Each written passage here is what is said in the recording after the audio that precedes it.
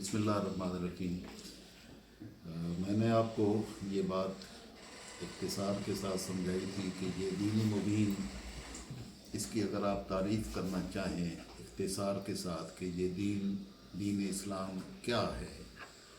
تو یہ دین کی مختصر سی تعریف کہ یہ ہر ایک کے لیے خیر اور بھلائی کی سوچ من میں راسخ کرنے کا نام دین ہے۔ اور اسی طرح اگر آپ ایک اور جملے میں اس کی تعریف کرنا چاہیں تو یہ دین اسلام دین عدل ہے، یعنی یہ عدل کا نام ہے۔ یہ بخاری شریف کی حدیث ہے، سیدنا ابو ہریرہ رضی اللہ تعالیٰ عنہ سے مروی ہے کہ آقا علیہ السلام نے فرمایا سبعۃ یظلھم اللہ یوم القیامت فی ظلہ یوم لا ظل الا ظلہ، کہ 7 قسم کے لوگ ہیں جن کو اللہ رب العزت قیامت کے دن اپنے عرش کے سائے میں جگہ عطا فرمائے گا، جس دن اس کے عرش کے سائے کے سوا کوئی جگہ نہیں ہوگی، کوئی سایہ نہیں ہوگا۔ ان 7 قسم کے لوگوں کا تذکرہ آقا علیہ السلام نے ارشاد فرمایا، تو پہلے نمبر پر جس کا تذکرہ،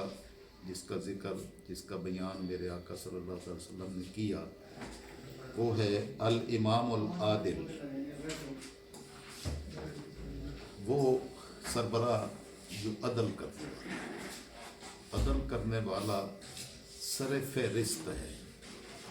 تو ہر مومن عادل ہونا چاہیے، عدالت اس کے ظاہر و باطن میں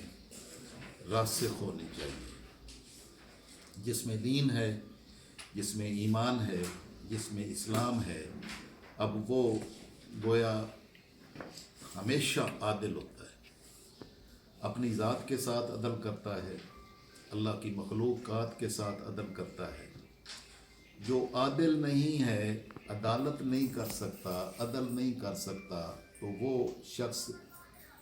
کبھی ایمان کے نور سے روشن و منور بھی نہیں ہو سکتا۔ تو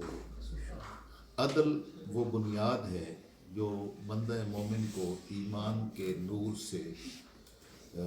روشن اور منور کرتی ہے۔ تو آپ ہمیشہ یہ یاد رکھیں کہ میں اپنے خلاف بھی عدل کروں گا، اور اللہ رب العزت نے سورہ نساء کی آیت نمبر 135 میں اور سورہ مائدہ کی آیت نمبر صرف 8 نمبر آیت میں، سورہ مائدہ کی آیت نمبر 8 میں یہ بیان فرمایا، یا ایھا الذین آمنوا، اے ایمان والو، کونوا قوامین بالقسط، تم عدل کو بہت زیادہ قائم کرنے والے بن جاؤ، شہداء للہ، اللہ کی ذات کی خاطر گواہی دینے والے بن جاؤ، ولو علی انفسکم، اگرچہ یہ گواہی عدل کی اپنے خلاف ہی کیوں نہ ہو، وبالوالدین، یا تمہارے اپنے والدین کے خلاف ہی کیوں نہ ہو، والاقربین، یا قریبی رشتہ داروں کے خلاف ہی کیوں نہ ہو، تم علم جو اٹھاؤ گے وہ عدل کا علم ہوگا، عدل کا جھنڈا اٹھاؤ گے۔ تو مومنین ہمیشہ عدل کرتے ہیں، مومنین کے عدل کو دیکھ کر ہی پتہ نہیں کتنی دنیا ایمان کی روشنی سے مالا مال ہوئی ہے۔ عدل دیکھا تو انہوں نے کہا کہ جو دین اتنا بڑا عدل کرتا ہے کہ اپنوں کے خلاف بھی فیصلہ عدل کی بنیاد پر دیتا ہے، تو انہوں نے کہا کہ ہم یہ دین کیوں نہ اختیار کر لیں۔ تو اس لیے میرا آپ کو یہ پیغام بھی ہے، سبق بھی ہے اور رہنمائی بھی ہے کہ ہمیشہ عدل کا دامن تھامے رکھیں، اور جب آپ عدل کا دامن تھامیں گے تو آپ اللہ رب العزت کے عرش کے سائے میں جگہ حاصل کرنے کے مستحق قرار پائیں گے۔ اللہ رب العزت ہم سب کو ہر حال میں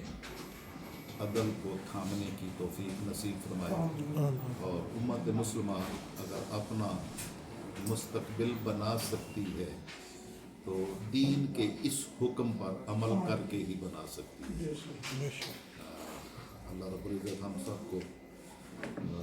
اس پر عمل کرنے کی توفیق عطا فرمائے۔